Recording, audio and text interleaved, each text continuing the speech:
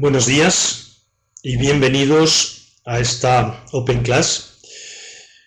Saludos a todos nuestros alumnos de los diferentes másters que han decidido asistir a esta sesión, que la he titulado así, Preguntas y respuestas sobre SARS-CoV-2, COVID-19, porque he intentado dar respuesta a la mayor parte de las cuestiones que ustedes me formularon hasta ayer por la tarde. Quiero advertirles que a partir de este momento ya, si quieren, pueden descargarse la presentación. La tienen en PDF y se la pueden descargar en el momento que quieran. La segunda cosa que les quería advertir antes de empezar mi disertación es que ustedes recibirán esta presentación y una serie de documentos que les he preparado. Algunos de ellos pues, son documentos oficiales, por ejemplo, pues, las recomendaciones desde el punto de vista ético de la Sociedad de Cuidados Intensivos. Otros son producto de nuestra propia experiencia o parte de nuestros planes de contingencia que hemos ido desarrollando en base a la experiencia en mi hospital, el Hospital Universitario Ramón y Cajal de Madrid. Muchos de ustedes ya me conocen, soy Jesús María Aranaz Andrés y soy el jefe del servicio que les he mencionado, el Servicio de Medicina Preventiva y Salud Pública del Hospital Universitario Ramón y Cajal, y el director del Máster Universitario en Gestión de la Seguridad Clínica del Paciente y Calidad de la Atención Sanitaria. Bien, independientemente de lo que les acabo de comentar, pues a través de sus tutores también estoy dispuesto a, en adelante, poder contestarles aquellas preguntas que les surjan, sobre todo después de escuchar esta mi disertación. Voy a intentar resumir qué cosas sabemos del SARS-CoV-2, de la COVID-19, qué cosas ignoramos y qué estamos haciendo, qué deberíamos estar haciendo, qué tenemos que seguir haciendo. La primera cosa es una buena noticia. Quiero empezar con una buena noticia. Estamos ante una enfermedad importante, considerable, ante una pandemia que requiere, por tal, respuesta internacional, que requiere respuesta nacional, pero también local, que una pandemia no significa necesariamente una enfermedad grave, sino extensa geográficamente. Y la buena noticia es que conocemos el virus, conocemos con precisión su genoma desde el 10 de enero de este año, es decir, ya hace unos meses. Se empezó denominando nCoV 2019 para pasar a tener definitivamente el nombre de SARS-CoV-2. Es un virus de la familia Coronaviridae, es primo hermano, mejor dicho, hermano del SARS-CoV, que ocasionó la epidemia del síndrome respiratorio agudo severo en el 2002. Les recuerdo que cuando ocurrió esta epidemia, dio lugar a tener que hacer cierres espectaculares de hospitales importantes por su tecnificación, por su especialización y por el número de profesionales que trabajaban, y hubo que cerrarlos merced precisamente al contagio de profesionales.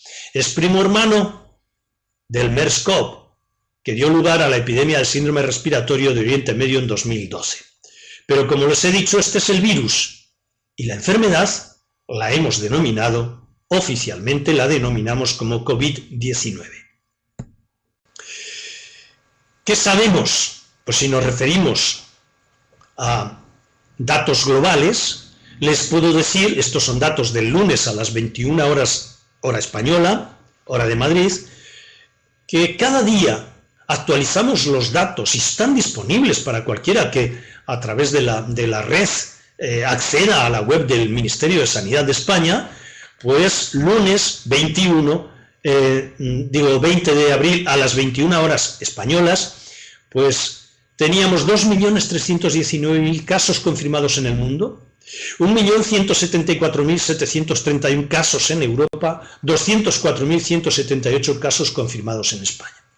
En España ya se han recuperado 82.514 y desgraciadamente han fallecido.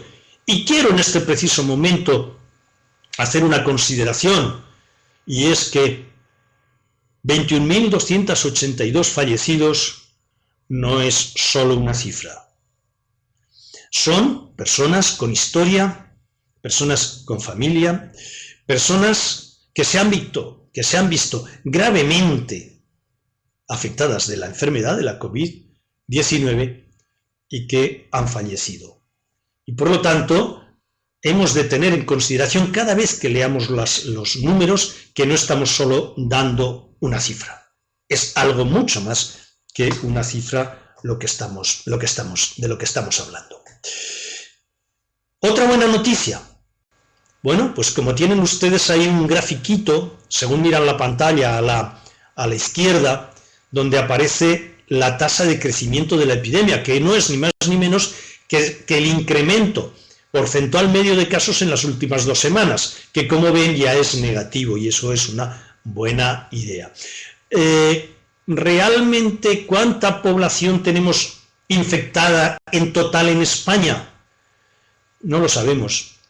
Hay estimaciones, y una de las estimaciones tal vez más acertada es aquella que supone que el 15% de la población española puede estar infectada.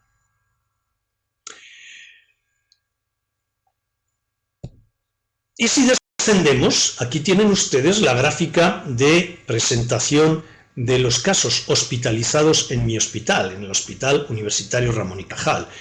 Es una más de las gráficas, consecuencia de los datos, en este caso, pues como les digo, de hospitalizados. En color rojo oscuro están los casos confirmados, en color azul están los casos confirmados atendidos en el hotel medicalizado que tenemos a nuestra disposición, y en amarillo están los casos en estudio.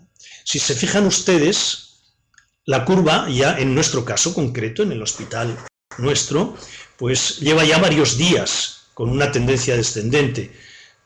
Ya podemos decir que esto marca tendencia, ya no es... Lo que no quiere decir que no pueda haber repuntes de la enfermedad, pero a fecha de hoy ya ven ustedes que el descenso es mantenido. Cada día, por decirlo de alguna manera, nos posicionamos medio día más atrás en el tiempo. Tienen ahí las 2 flechas. Estos son datos del 21 de abril. Hoy es 22. Entonces, fíjense ustedes cómo el día 21 de abril estábamos prácticamente con la misma casuística que teníamos el 19 de marzo. Hoy 22, no les he puesto la gráfica porque por cuestiones de procedimiento de intendencia pues no ha sido posible, ¿verdad? Tenía que entregarla esta para hacer las pruebas y que ustedes lo vieran todo en perfecto estado esta mañana, por lo tanto no podía incorporar los datos de esta mañana, pero ya les adelanto ese mediodía. Hoy a fecha de hoy, ya estamos en valores entre los encontrados el 18 y el 19 de marzo. Dicho de otra manera, cada día que pasa retrocedemos medio día en la pendiente de la curva. Esto pues también es muy esperanzador, muy esperanzador. ¿Y en el mundo? ¿Y en América? Bueno, pues esta como tantas otras, esta modalidad la ensayamos cuando el SARS precisamente. Yo recuerdo en el 2002 que llegaba a mi despacho en el hospital, apretaba el botón y sabía cómo estaban los casos en todo el mundo. Pues ahora nos está ocurriendo lo mismo, corregido, aumentado y mejorado. Tenemos puntualmente información de todo el mundo. Aquí tenemos la frecuencia de la casuística en América y tienen en la tabla, pues digamos, los lugares con mayor número los 10 lugares con mayor número de casos.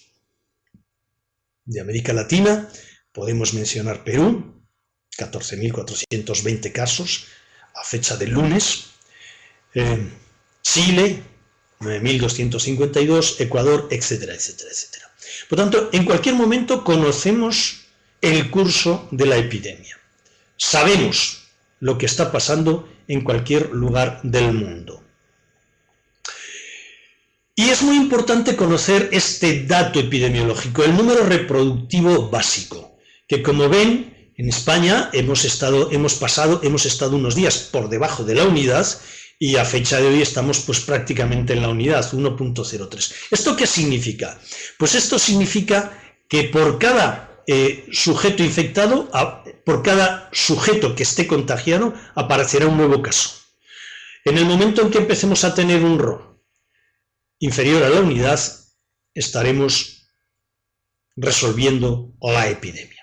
Sobre todo si se mantiene, porque ya ven ustedes que aquí ha estado por debajo de esos valores unos días y ha retomado a la posición neutra.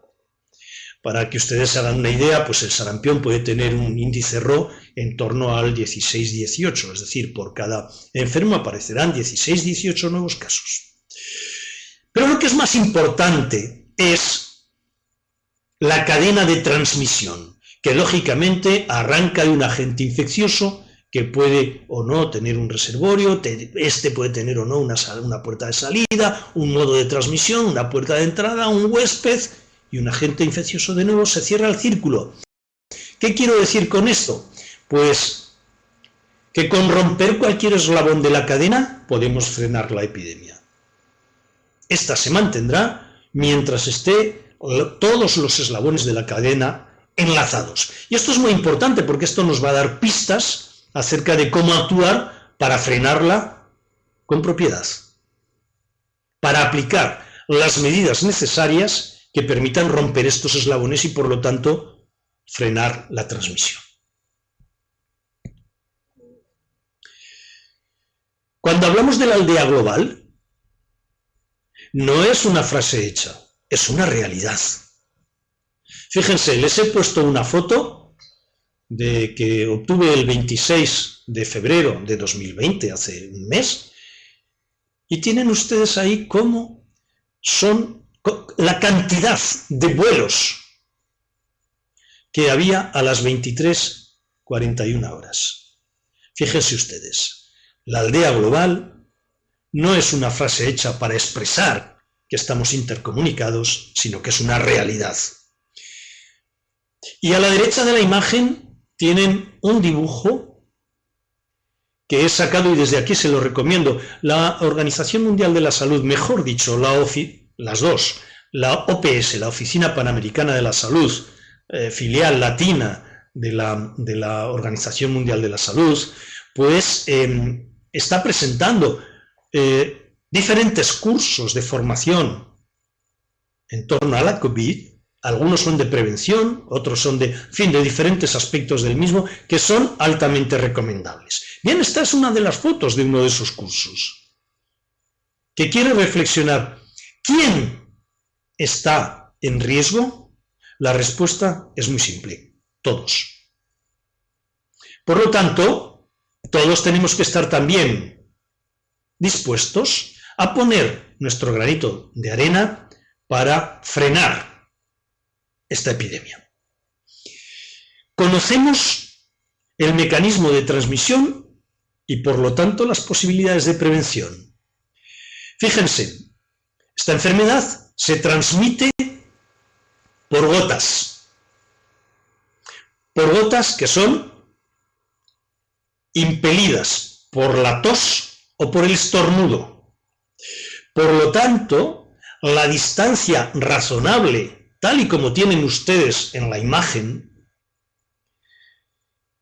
distancia que permite que esas gotas pasen del enfermo al sano, está en torno al, como ven, 1,5 metros. Más allá del 1,5 metros es muy difícil que las gotas puedan pasar del sujeto que las exhala al que las puede inspirar. Y también por contacto con esas gotas.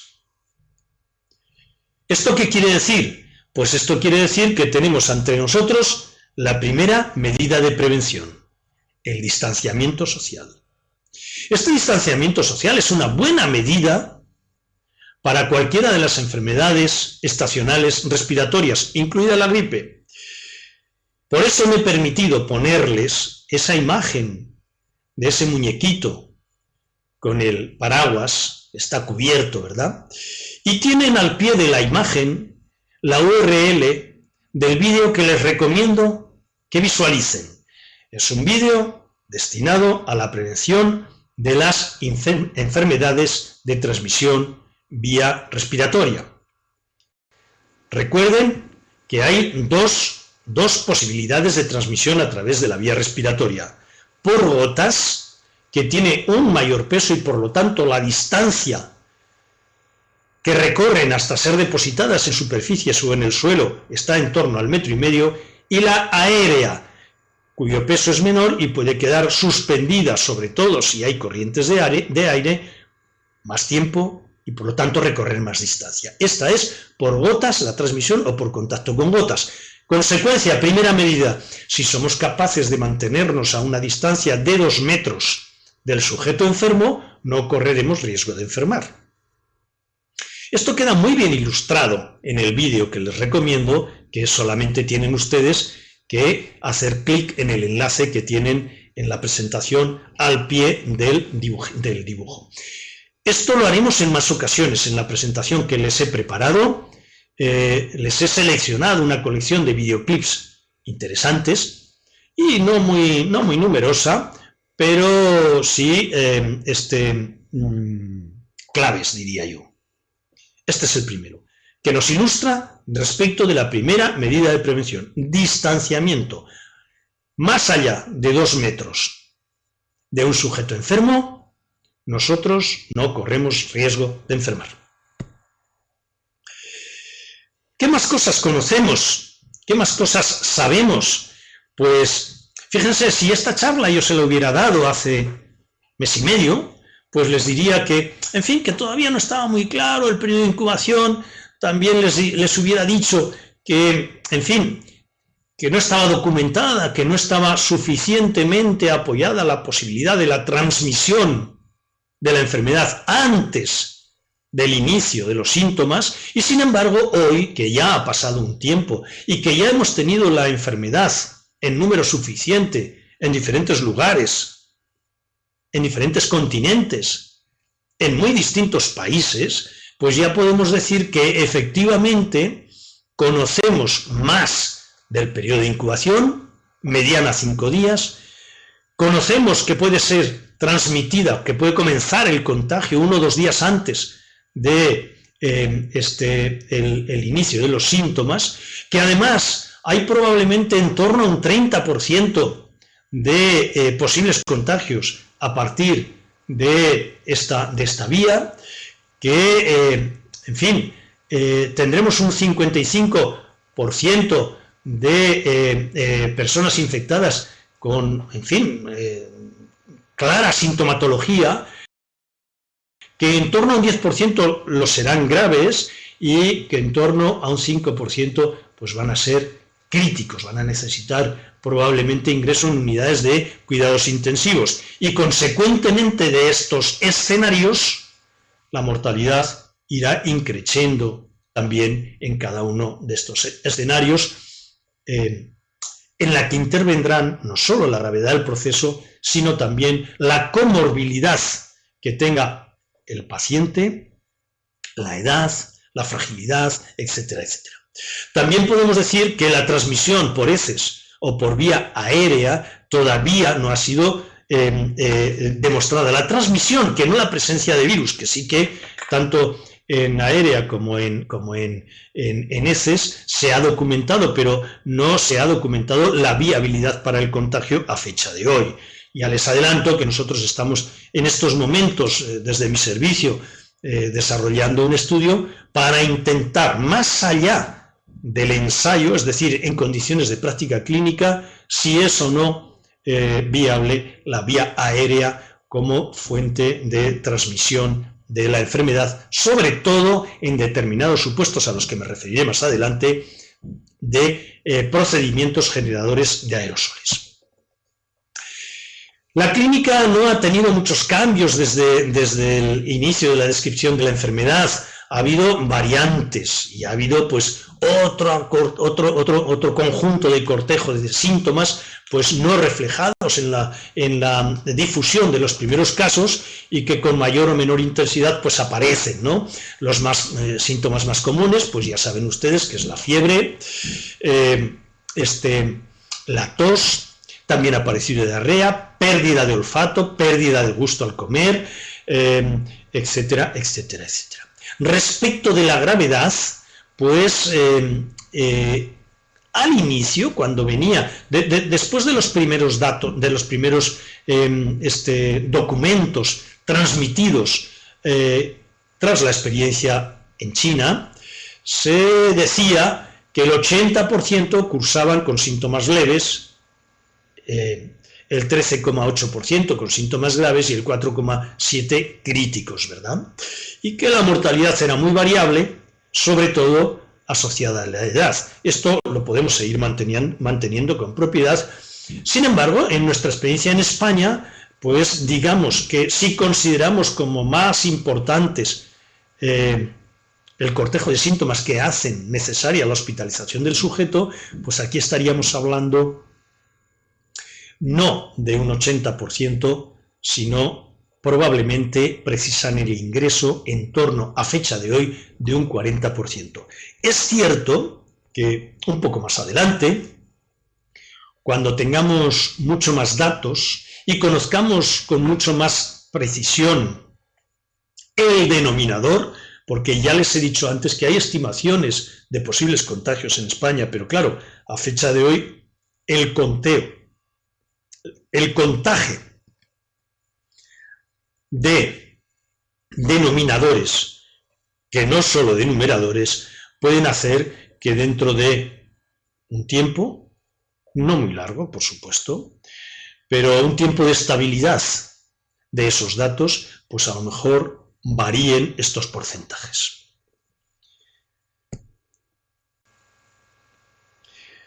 Criterios de definición de caso en investigación.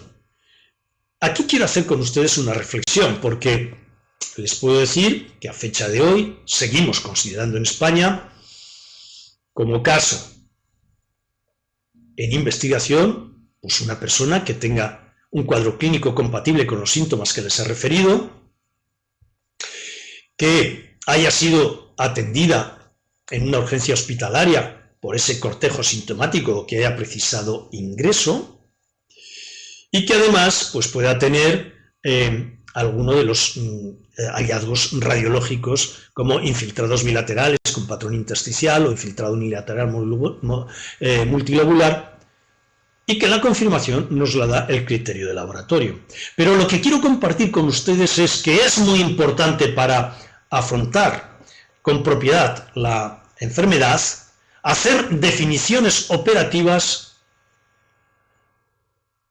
al momento. Es decir, si yo les hubiera puesto en pantalla la definición de caso probable en investigación o confirmado de hace un mes, sería diferente de esta. Había un criterio epidemiológico de contacto con persona conocida, contagiada y probablemente de localización geográfica de procedencia. Hoy en día eso no tiene sentido. Pero les diré más, cuando empecemos la desescalada, cuando empecemos ya a ir retomando el estado de normalidad, tendremos también que repensar en la necesidad de hacer de nuevo una definición de caso ad hoc. Pero sobre todo, ¿para qué? Pues como tienen aquí en la pantalla, para poder establecer los mecanismos de cooperación de los diferentes niveles asistenciales y dar una respuesta coordinada y eficiente para abordar, enfrentar la epidemia, afrontar la pandemia. Será necesario el concurso de todos, de los especialistas de los hospitales, de atención primaria y de salud pública, por supuesto. Y además, respuesta coordinada. ¿Qué más sabemos? Pues que estamos ante una auténtica infodemia con dos componentes. Uno de sobreinformación, hablaré de esto al final de mi presentación, y otro, en muchas ocasiones, de temor desmedido, que no quiero decir que no haya que temer a esta enfermedad y que no haya que estar, yo les diría desde ya, más ocupados que preocupados, más ocupados en dar respuesta que preocupados por la que se nos viene encima. Yo creo que los dos dibujos que les pongo ilustrando esta presentación son suficientes para concluir que además de esta infodemia vamos a tener una econodemia. Un día cualquiera ustedes se pueden encontrar multitud de noticias en diferentes medios de comunicación hasta estar absolutamente desbordados. Yo no sé en sus países, pero les puedo decir que si tú conectas la televisión en España, solamente oirás COVID, SARS-CoV-2, coronavirus, etcétera, etcétera, etcétera. ¿Y qué ignoramos? Muchas cosas. ¿Capacidad de transmisibilidad con precisión? Pues todavía tenemos bastantes lagunas. ¿Tratamiento específico? Pues de momento no lo hay. Es decir, se están ensayando muchas cosas. Alguno de ustedes me decía, ¿cuál sería a su juicio el tratamiento más efectivo? Decían en sus preguntas. Pues yo les puedo decir el que finalmente nos está dando mejor resultado en nuestro hospital, que es un antiviral, Remdesivir, junto con un antiinflamatorio, un tratamiento biológico, un anticuerpo monoclonal, que es el tocilizumab. Es que el nombrecito se las trae, hay que leerlo 2 veces para guardarlo bien en la memoria. Pero hay otras propuestas, y todos ellos están, la mayor parte, en ensayos clínicos, y en muchas ocasiones utilizándose bajo el procedimiento de medicamento compasivo, que saben ustedes que no es un acto benéfico, sino que es la utilización de un medicamento fuera de las indicaciones para las que fue aprobado en la región correspondiente. Tampoco sabemos muy bien cómo va a terminar de funcionar la pandemia, si con una sola ola o con más olas, y bastantes cosas más. ¿Y qué estamos haciendo? Pues miren, yo creo que es importante, sea cual sea el estado en el que se encuentren sus países respectivos en la pandemia, trazar con precisión un plan de contingencia. Procuren no improvisar. Procuren sentarse a reflexionar sobre qué es lo que razonablemente pueden hacer. Y desde luego, elaborar un plan de contingencia, aunque lo tengan que ir cambiando, escrito, donde estén los recursos, los niveles asistenciales, su coordinación, la definición de responsabilidades. Si todo esto lo hacen con una organización hospitalaria, con unas rutas específicas de atención, etcétera, etcétera, ustedes afrontarán mejor la pandemia. Si prevalece la improvisación, tendrán más difícil su control.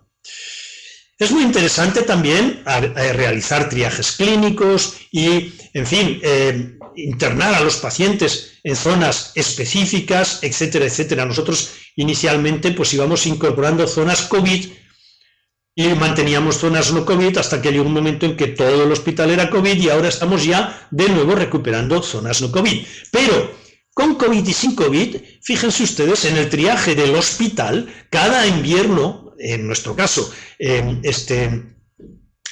noviembre pues a marzo, puesto que tenemos procesos respiratorios agudos por esta vía de transmisión, recomendamos, cuando el paciente llega a urgencias, la posibilidad de que al toser o estornudar se pueda cubrir, pueda hacerlo sobre un pañuelo y podamos darle una mascarilla para su protección, para la protección, de los pacientes con los cuales puede compartir sala mientras espera. Este es el cartel no de la COVID, este es el cartel que poníamos también en el periodo gripal del año pasado y que lo ponemos cada invierno en mi hospital. ¿Qué más estamos haciendo? Recordando una de las medidas más importantes, es decir, la segunda medida de prevención, la higiene de manos. Tienen ustedes aquí en pantalla el recuerdo de los 5 momentos de la higiene de manos, de la técnica con agua y jabón y de la técnica con solución alcohólica. Y les he puesto dos de los vídeos más ilustrativos y breves sobre la higiene de manos con solución alcohólica y la higiene de manos con agua y jabón. Véanlos ustedes después, más tranquilamente. Tercera medida de prevención. ¿Saben ustedes cuántas veces nos llevamos las manos a la cara? En este trabajo científico les dicen con precisión cuántas veces nos tocamos los diferentes lugares de la cara en 60 minutos. ¿Se llevarán las manos a la cabeza? Intentemos, frente a la COVID, tocarnos la cara lo menos posible. Es la tercera medida de prevención. Habrá que,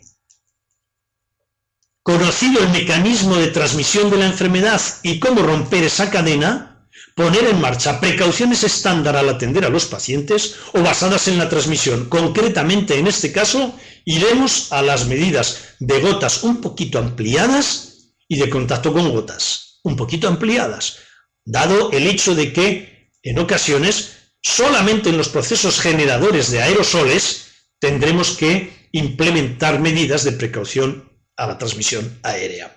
Tan importante como esto es colocarse convenientemente con la secuencia adecuada los EPIs y retirarlos del mismo modo con la secuencia adecuada. Tienen al pie de la presentación dos enlaces al canal YouTube de mi servicio, el Servicio de Medicina Preventiva Ramón y Cajal. Si no lo conocen, basta con que tecleen en YouTube Medicina Preventiva Ramón y Cajal y verán toda una colección de vídeos. Aquí a la izquierda tienen la manera de colocar el EPI en el quirófano para hacer una intervención quirúrgica a un paciente con COVID y la manera de retirarlo. Son dos vídeos muy sencillitos, muy breves en el tiempo. ¿Qué protección es necesaria? ¿La de la derecha o la de la izquierda?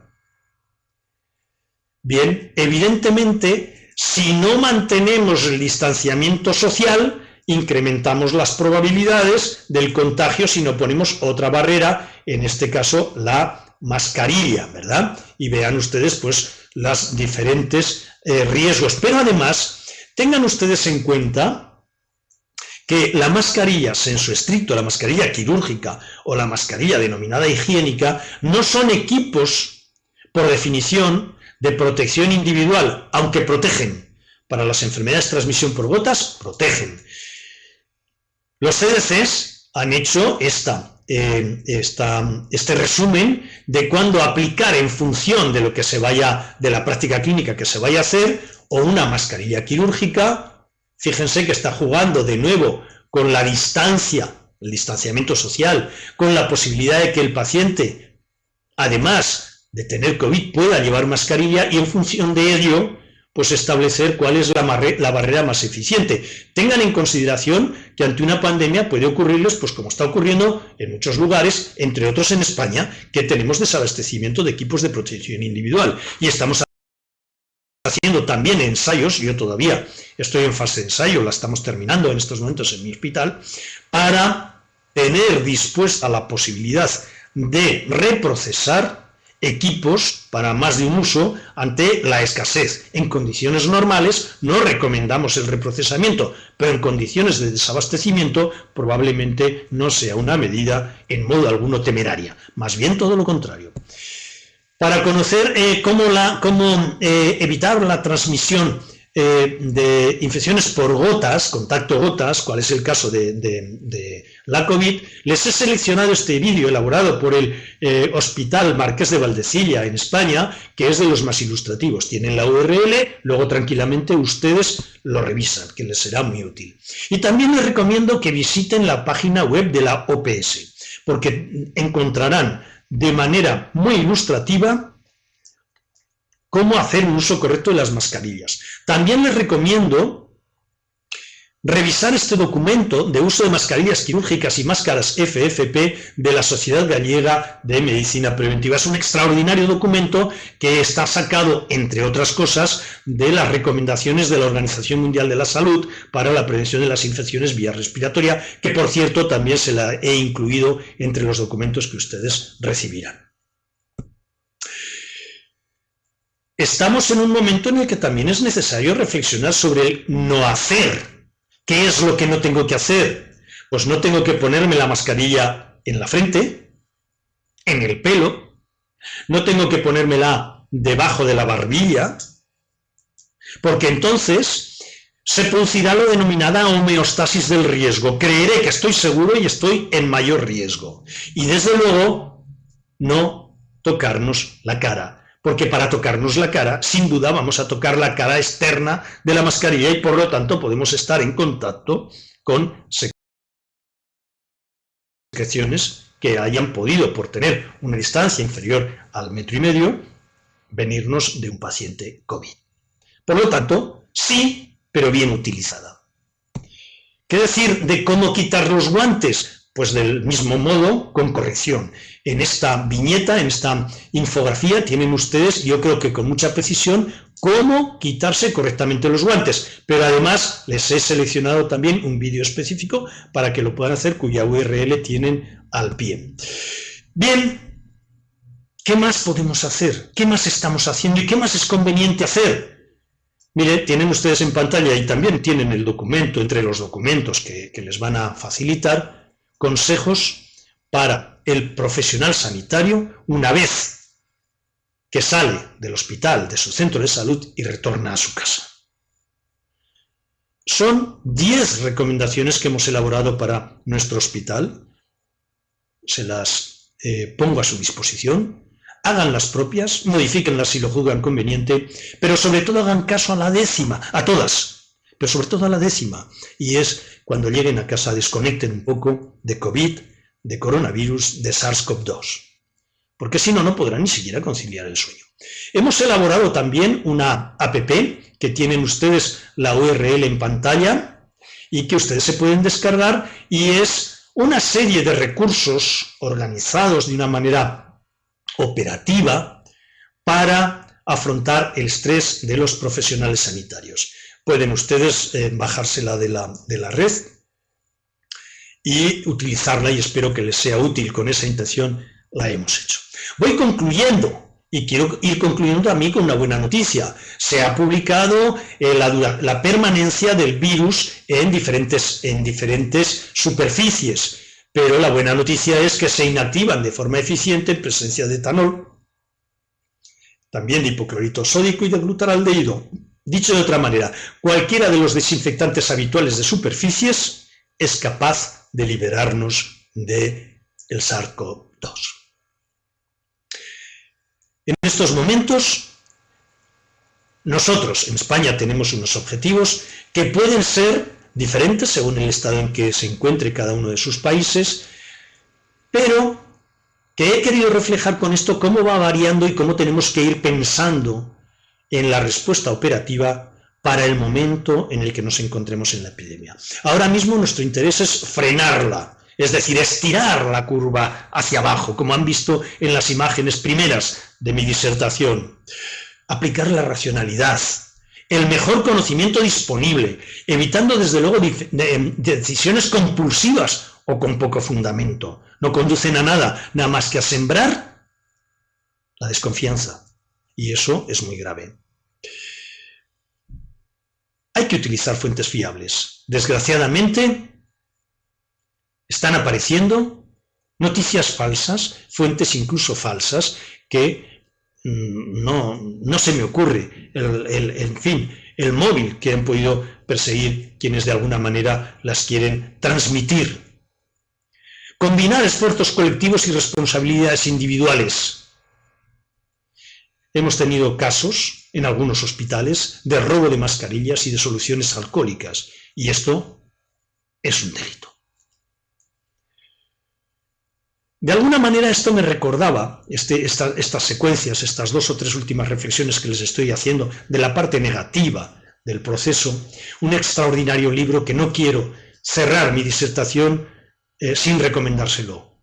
El ensayo de la ceguera, de José Saramago. Verán ustedes cómo en ese libro, que trata de una enfermedad, es decir, la ceguera, que se transmite precisamente por la mirada, y cómo puede ir saliendo lo mejor pero también lo peor del ser humano. No lo lean ahora, por favor, no lo lean ahora, porque probablemente solamente identificarán la parte más negativa. Léanlo dentro de 4 meses, dentro de 5 meses disfrutarán de un excelente libro y probablemente dirán: Pero qué similitud más extraordinaria. Lo dejo a su criterio. Bien, hay que acomodar las respuestas del sistema sanitario a lo que se puede atender, a lo prioritario, y por lo tanto esto no lo improvisen tampoco. Busquen la manera de dictar todas estas cuestiones con claridad. El ejemplo de la aproximación ética que combina un poco el utilitarismo con la mejor de las respuestas de las unidades de cuidados intensivos para poder atender las necesidades de los pacientes y poder establecer una priorización más allá del a mí me parece que este necesita más atención que este otro, o por el orden de llegada. Si esto está por escrito, facilita la respuesta, y mi recomendación es que así lo hagan. Cuidar y proteger al profesional sanitario es el principal activo del sistema. Recuerden, sin los profesionales sanitarios no hay atención sanitaria. Cuidémoslos. Cuidémonos entre nosotros también. Y para concluir, les quiero decir que estamos ante esta primera ola, ¿verdad? Con una, en fin, determinada expresión en términos de mortalidad y de morbilidad, y que, bueno, pues poquito a poco, como tienen en la imagen, se va a ir resolviendo.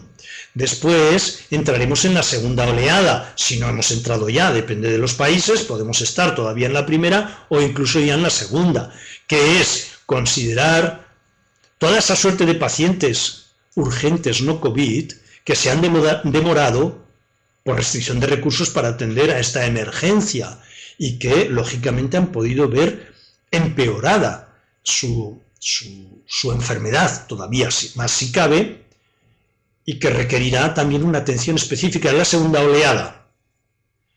Y tenemos una tercera oleada, consecuencia del impacto de la interrupción de la atención a pacientes crónicos, que han podido verse, sin duda, desatendidos durante todo el periodo de la pandemia y que probablemente pues, tengan un impacto nada despreciable. Y la cuarta oleada, ese síndrome de estrés postraumático, del síndrome del quemado en los profesionales, de la posible aparición de enfermedad mental, del impacto también de la crisis económica y las desigualdades en salud. Espero que la APP que hemos elaborado les sirva para ello. Y concluyo recomendándoles, haciéndoles como resumen, dándoles 4 consejos y una recomendación. Lavado de manos, distanciamiento social, hemos dicho, toser y estornudar sobre la flexión del brazo o sobre un pañuelo y desecharlo, no tocarse la cara, cubrirse si se tiene tos y tener la consideración que debe de tener el virus y la enfermedad, pero no dejarse llevar por esa infodemia y por ese miedo desmedido. Muchísimas gracias por su atención. Ha sido un placer estar con ustedes. Sé que hay alumnos del máster que dirijo y de otros másters, y probablemente también habrá alumnos que no están matriculados en ninguno de los programas de la UNIR. Espero tenerlos a ellos en alguna ocasión matriculados en nuestros programas, y quedo a través de sus tutores o a través de la propia UNIR a su disposición para responderles a las preguntas que les surjan después de escuchar esta presentación. Muchísimas gracias, que tengan un buen día, una buena tarde en cada uno de sus países, junto a cada una de sus familias, y les deseo que no contraigan la enfermedad. Muchas gracias.